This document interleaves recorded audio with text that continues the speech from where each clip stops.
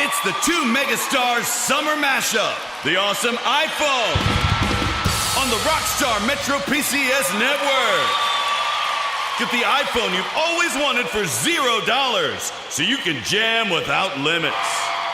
It's a hit. Get an iPhone SE on us when you switch. Metro PCS. Coverage not available in some areas, plus sales tax and $10 activation fee. Requires port-in of number not currently active on T-Mobile network or on Metro PCS in past 90 days to an unlimited LTE plan. See store for details and terms and conditions. Blog Talk Radio. Welcome, world. Welcome once again to Tuesday Talk with Key West Lou. I am your host, Louis Patrone. Good show tonight. As I was preparing for it this afternoon, the thought occurred to me, it's been a long time since I've had a happy event to discuss. And as we watch the media, television, radio, read the papers, magazines, how many happy events are there for us to discuss today?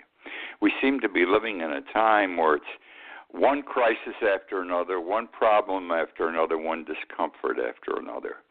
I hope it changes soon. It's sort of depressing. I'm going to start tonight with suicide. See? What could be more depressing? Hurricane Irma is almost a year old. It was September 10th last year when it occurred. It was coming in as a 5. Skipped over Key West proper as a 1, but 15 miles later turned into a 4 when it hit Cudjoe Key. We had a lot of damage. As you know, I wrote a book about this. The only book written on Irma. It's a sad book. It's a happy book.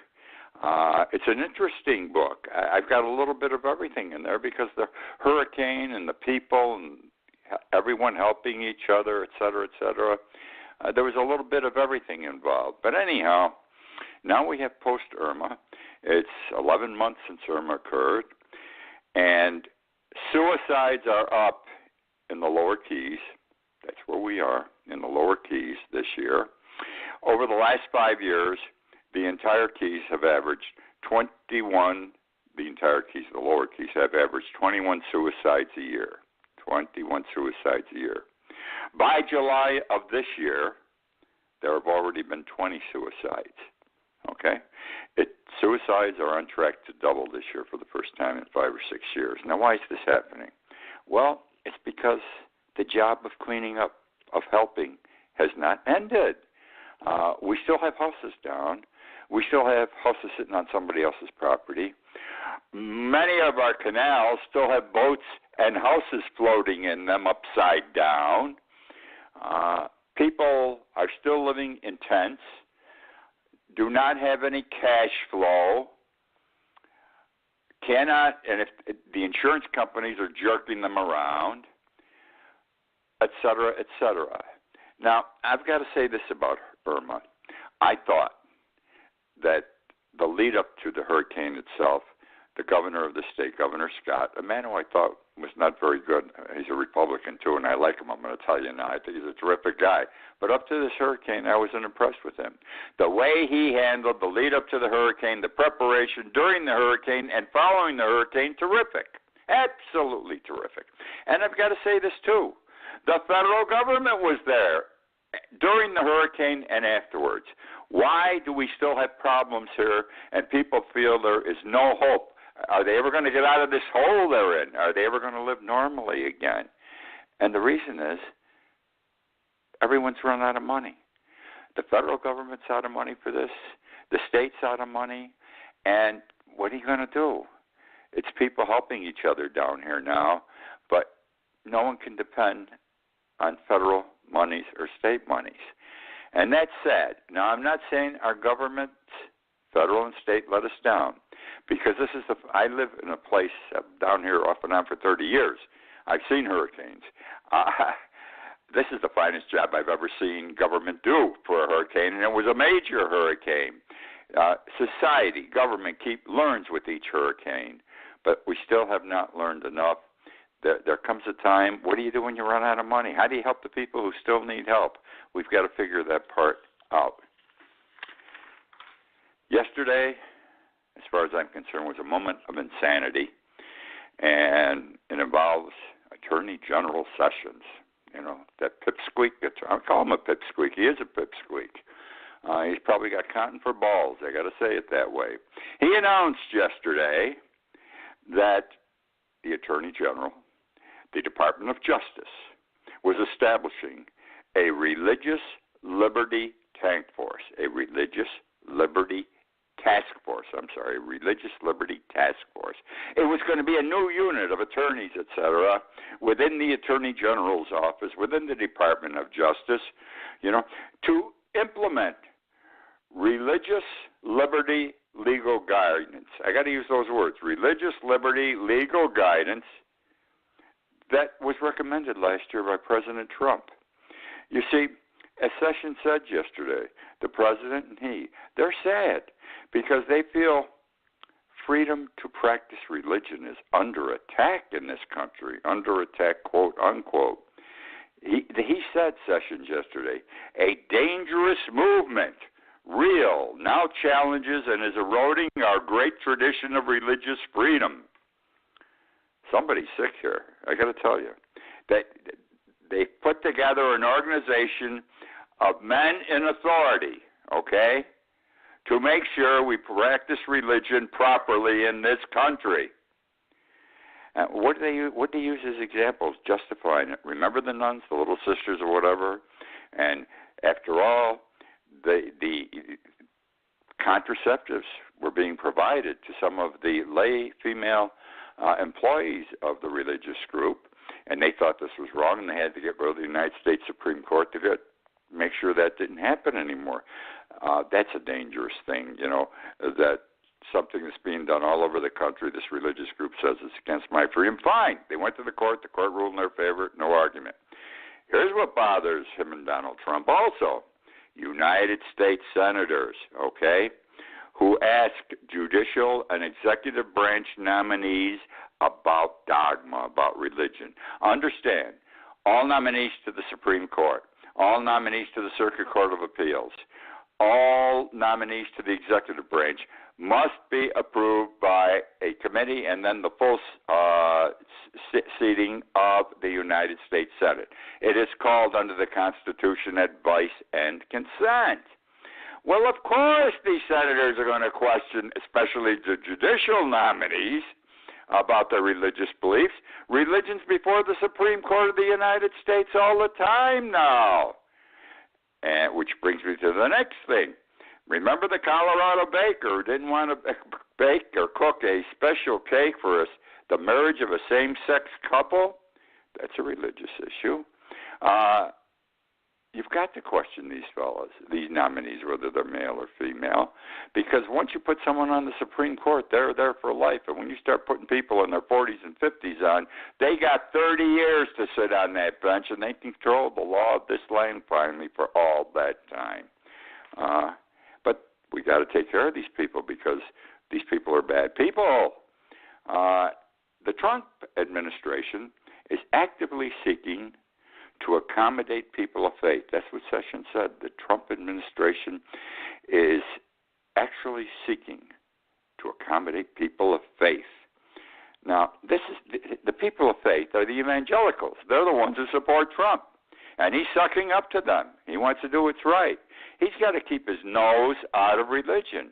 Religion and government are separate entities. They do not belong together. And just because the evangelicals say, hey, we should be involved in government and have a say, and even the Catholic Church now through the organization of bishops out of Denver, the United States Conference of Bishops, doesn't make it right. Religion and government are separate entities. They are like water and oil. They do not mix. Now, I think, why is all this happening now? Okay, well, you got a big problem in this country with the LGBT people, the transgenders, the gays, the homosexuals, and we've got to protect the religious zealots, okay, who are being attacked by these organizations. Not that it's not that the homosexuals are attacking the good people of this country with their beliefs and everything else, and that's wrong. So we've got to have someone to watch out for this. They're making your sex become involved with religion. not everyone reads the Bible. There are other religious books or no religious books, and some people don't even believe in God. And the other thing is, the whole purpose of this, I believe, is to push for a marriage of church and state. That's exactly what it is. It sounds far-fetched. A marriage of church and state on the altar of Christianity. How dramatic, but it's true. So we got a problem here, my friends. We are putting together a governmental organization, power to arrest, et cetera, and they're going to watch how we practice religion now.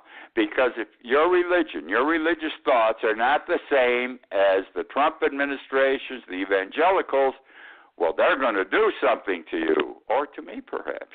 Maybe we're going to get arrested. Maybe we're going to go to jail. This is where this country's going. Wake up, America. We are sliding into an abyss. This that I'm about to relate to you is probably the saddest thing I have confronted in the last couple of years, and you will probably find it the same. As you know, there are fires galore going on in California. They're hard to control. I'm going to tell you the story of a California man who talked to his wife and 2 great-grandchildren before they died in a fire. His name is Ed Bledsoe, Bledso. He's 70 years old, lives in Shasta County, California, with his wife, Melody, 70 years old, and 2 great-grandchildren. They are raising their great-grandchildren, 4-year-old Emily, 5-year-old James. The fire was not a problem. This happened Thursday that I'm sharing with you. The fire was not a problem. The fire wasn't even close to their house where they live or to their neighbors' homes. He had a doctor's appointment, Ed, so he drove into town, and he's sitting in the doctor's office, and he gets a telephone call from his wife. Okay? I can see the fire. It's coming. There was no fire around before. There was no smoke, no smell of fire, no evacuation order given. No one told them to get the hell out of their houses. No one expected. The fire turned. It was fickle. It turned. It's called the car fire, C-A-R-R, this one. Anyhow, he hopped in his truck. He drove as far as he could. Then he ran as far as he could. Then he grabbed somebody else's car and drove as far as he could. Then he ran as far as he could. He got close, but not close enough. And the final seconds of the lives of his wife and 2 great children were spent by him on the cell phone that his wife had with them. And here, word for word, is their conversation in the last few seconds. 5-year-old grandson James, Grandpa, come and get me. The fire is coming in the back door. Grandpa, I'm right down the road. Granddaughter, 4-year-old Emily, I love you, Grandpa. Grandma Melody, wife Melody, I love you. Come and get us. Grandpa, I'm on the way. He spent the last 5 seconds talking to his grandson, James, before the fire killed all 3 of them. Horrible. Just a horrible story. Why am I sharing it with you? Because it hasn't been shared in many other places. The medium hasn't really picked up on it. I caught maybe 15 seconds this morning on some news show on television. They said that this family died, blah, blah, blah, and it was them, though they didn't give the facts. You know, it's easy. We talk about these fires, but you can't appreciate the fire unless you have experienced the fire. You can't appreciate a hurricane. You can't appreciate Irma unless you experienced it. You can't appreciate Maria and what it did to the people in Puerto Rico and how they're still suffering unless you're there, nor the people who are still here in the lower Keys that are living in tents, you know, and they get their food, their water out of a bucket. They don't have jobs. It's horrible, but we can't appreciate it because unless you're there and you see it or you got somehow you're close to it, you don't get the feeling. And I just thought, this bothered me terribly. I got to tell you, even now I'm choked up. I cried the first time I read this. This is horrible. We all have grandkids. I'm called Grandpa. It kills me, okay? And I'm sure it kills you. Just wanted to share. Okay, I want to compliment President Trump. Yes, Lewis will compliment Donald Trump. When he deserves it, he should be complimented. And here's the story with Donald. He got us up. He got the GDP up to 4.1%. Now, that's pretty big. I'm going to tell you something. I'm impressed with that number. Very impressed with that number. That's the last time it was over 4 was in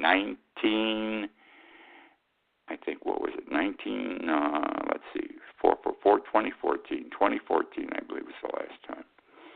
The highest since 2014, okay? Now, what have I got to say about it? I compliment the man. It's very impressive. I don't buy the number, though. What can I tell you? There's an inconsistency in what I'm telling you. I'm impressed by the number, but I don't buy it, and here's why. Numbers are easy to fudge, to make them say what you want, to come out with the conclusion that you seek. Now, I'm not saying Donald Trump or his people fudge these numbers.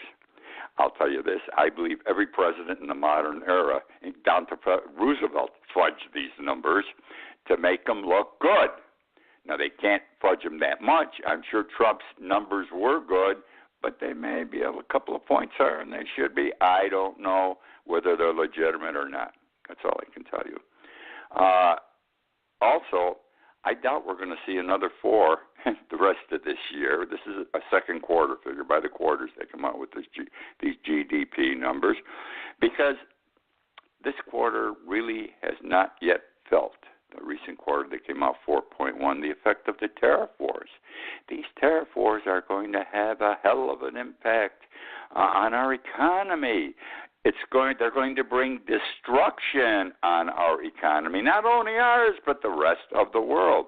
And I have predicted, and I continue to say it, if the tariff wars continue, by this time next year we will be into a recession, and so will the rest of the world.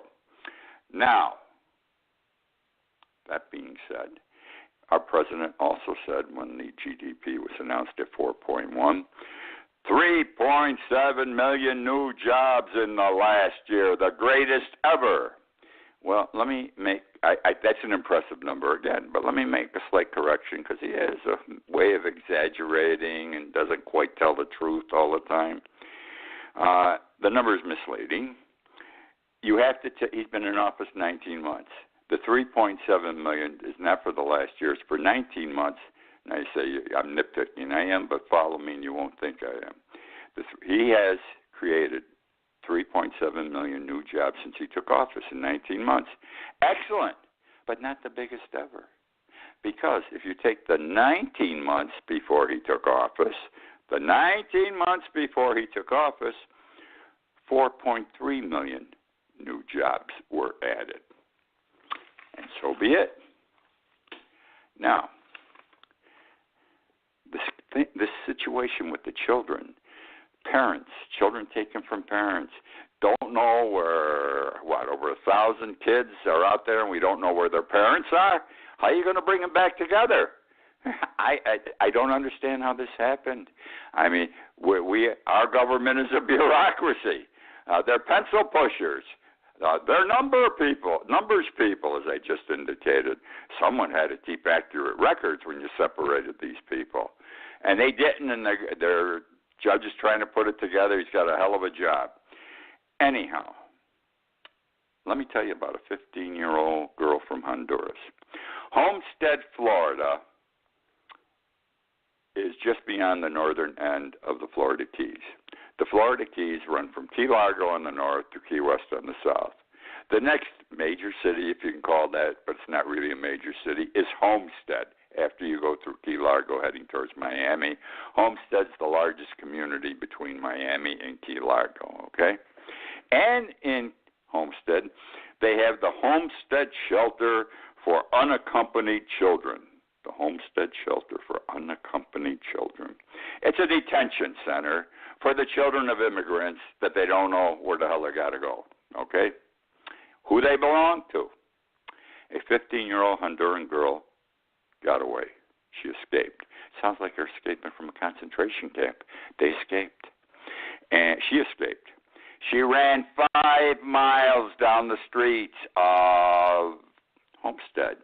and into a large garage, car garage, 14 bays, big spot, and threw herself in the corner behind some batteries or something they were being stored.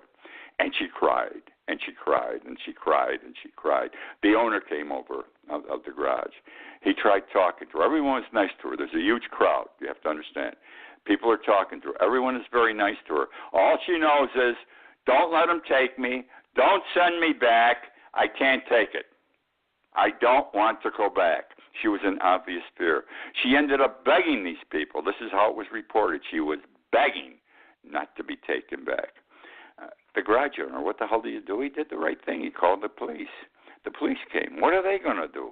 They called the detention center, and they came and they took the girl back. Now, I think these detention centers, the way Trump handled this whole thing in session, separating parents from children, is evil. It's the evil that men do. This is a perfect example. In any event, this girl's been taken back. Now, I worry about this, and I hope other people are worrying about it, and I've got to believe there is, with all these ACLU attorneys and everyone else involved trying to protect the rights of these children, because all I could think of when I became aware of this situation, think about the blacks that escaped before the Southern War, before the Civil War, rather, down in the South, when they were taken back. What happened to them? What about those who escaped from Hitler's concentration camps, the Jews especially who escaped from Hitler's concentration camps? When they were returned, what happened to them? I'm not saying they got killed. I'm not saying they got beat up. I don't know what the hell happened, but it can't be good. And this girl was afraid, and she's begging not to go back. And we continue to permit this to happen here. Someone commented when I wrote about this in my blog this week, said, after all, the parents broke the law. The children must suffer. How cruel! Oh, my God, how cruel. How sick. Now I want to talk about the tariff wars. My watering hole, a place I'd like to frequent most evenings to have a couple of drinks with friends down here, and people from all over the world who come through the chart room bar, is the chart room in the Pier House. I believe it is the crossroads of the world. I meet people from everywhere, Asia, Europe, South America, Central America, Canada, Mexico, and Americans from all the states, and we talk about everything. I have found in the years I go there, and I have a little notebook I carry with me, and I ask people if I can make notes and refer to what they said the next day in my blog, and all but one have said yes. All but one were not concerned. They were happy to share their thoughts. Well, this past week, I ran into an Arkansas farmer and his wife. He farms rice and soybeans in the Arkansas Delta, okay? So I said, can I talk to you about this? Because how are the tariff wars affecting you? He says, now this fellow, by the way, he's not an ass. He's intelligent. He's sufficiently intelligent that he's president of his farm bureau or whatever is down in his area. He knows what's going on. He said, now this is a man also, you don't talk profit, you talk cash flow, he told me, when you are talking rice and soybeans, etc., and corn. He says his cash flow, he and his two relatives run the farm. They're third generation, by the way, college educated. They know what the hell they're doing. They do $3 million cash flow a year, and 3 families live well off of it. He said in the past 2 months, his cash flow for rice and soybeans is off 50%. Can you imagine your cash flow being off 50%? If you have a business, it kills you. If you have a salary you're taking home, let's say your salary is $1,000 a week, and all of a sudden you only get $500 a week, you're going to be hurting big time. And that's what's happening. And he doesn't expect it to get better. I said, I see a lot of people on television, and there's farmers from the West and the South, and they're saying, it's a war, and we've got to support the president. These are states that went for him. We've got to support the president. I know he'll take care of us in the end. Well, he's had $12 billion there was already sitting aside in some farm account that he's going to put up to help ease their burden. He's going to subsidize them. This is welfare, farmers' welfare, or welfare for farmers. They don't care about that. They just want to keep doing what they were doing. And what's funny, one of these Farm Bureau people said, "What was $12 billion? We're already $13 billion in debt. We've already lost $13 billion, and every day gets bigger and bigger, and there's only $12 billion there." Anyhow, he says, he never thought this would happen. He can't understand why the president initiated these programs, why he started this. He says the only way to correct the problem, remove the tariffs. Everybody go back to where they were. Then you don't need $12 billion or any more of welfare monies from the federal government. Then we can all go back to living normally, okay? See, our dear president, he doesn't know what the hell he's doing. He does something and does not realize there are repercussions which are negative. Just about everything he's done, there's been negative repercussions. He went and visited Kim in Singapore, North Korea. He was in North Korea. He went to Singapore and China, but to visit Kim from North Korea. Walked away and says, "We have a denuclearization deal." Bullshit. Look what's happened in the 6 or 7 weeks since that meeting. One building came down that wasn't being used by the North Koreans. They're still making nuclear, whatever you make for nuclear bombs and everything else. They're advancing their missile construction. And this was Donald Trump who walked away and said, "See, peace in our life." It reminds me of Chamberlain when he came back from Munich and he had a piece of paper in his hand as he got off the plane and he said, "I visited with Hitler. We have peace in our lifetime." It didn't work. Everything this guy does doesn't work. And it's nothing but we're in trouble all the time. What else can I tell you? We are in trouble all the time.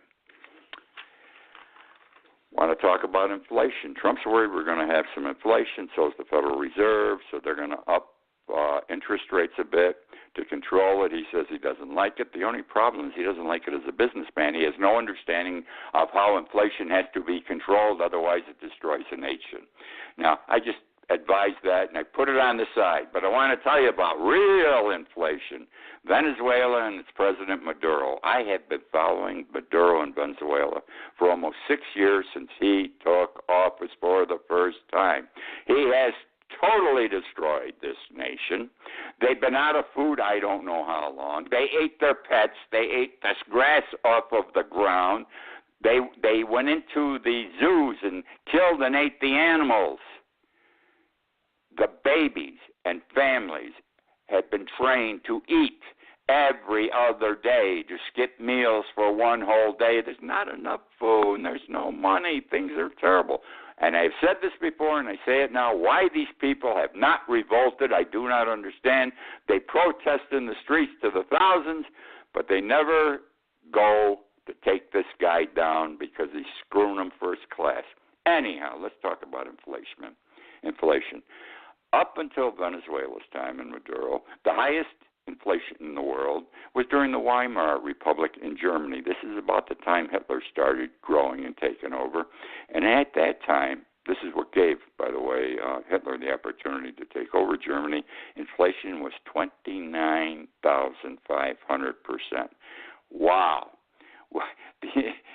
I'm laughing. I shouldn't laugh. This is sad. The inflation today in Venezuela, the past year, inflation is 60,000. 60,000%. So you understand what all this means. 1 cup of coffee, Cafe Con Leche, costs over 1 million bolivar. That says it all. Trump wants Putin in the White House. No, I guess he isn't coming, but Putin says you come to Russia, whatever's going on. Trump's out of his mind. He's letting the fox in the hen house. It's like letting a pedophile in the house with your children. Can't do that. This guy has been our enemy, is making an ass out of him all over the world, and going to continue to make an ass out of him. Before we're done, Iran's going to make an ass out of him, too, because the man is incompetent. Wake up, America. He's a Pied Piper improperly leading us by the nose. Anyhow, that's the show for tonight. I hope you enjoyed. I enjoy sharing with you. And again, I got to say it, the numbers, I can't believe it. Every week the numbers go up, so you people must be telling your friends, listen to Key West Lou. I don't know. Whatever's happening, I love. I'm doing a 3 or 4 minute show every morning now on Facebook, Key West Lou Live. Key West Lou Live. I talk about one issue like I talk about several here. You may enjoy it. It's on there all day. You can hit it any time. Please take a look at it, Key West Lou Live. That's the show for tonight. Thank you for joining me. I look forward to being with you again next week.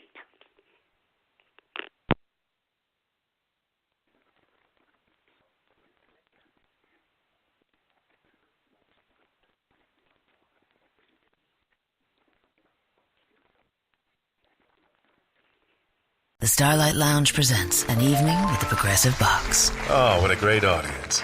Let's dim the lights for this next one. Nope, too much. There it is. Gotta get things just right. Like Progressive's Name Your Price tool. Tell us what you want to pay, and we help you find coverage options that fit your budget. And now, the mood is right. Wait, the lights are back on again. Trudy, can you? And now it's completely dark. Progressive Casualty Insurance Company and Affiliates. Price and coverage match limited by state law. It's the two megastars summer mashup, the awesome iPhone on the Rockstar Metro PCS network. Get the iPhone you've always wanted for $0, so you can jam without limits. It's a hit. Get an iPhone SE on us when you switch. Metro PCS. Coverage not available in some areas, plus sales tax and $10 activation fee. Requires port-in of number not currently active on T-Mobile network or on Metro PCS in past 90 days to an unlimited LTE plan. See store for details and terms and conditions.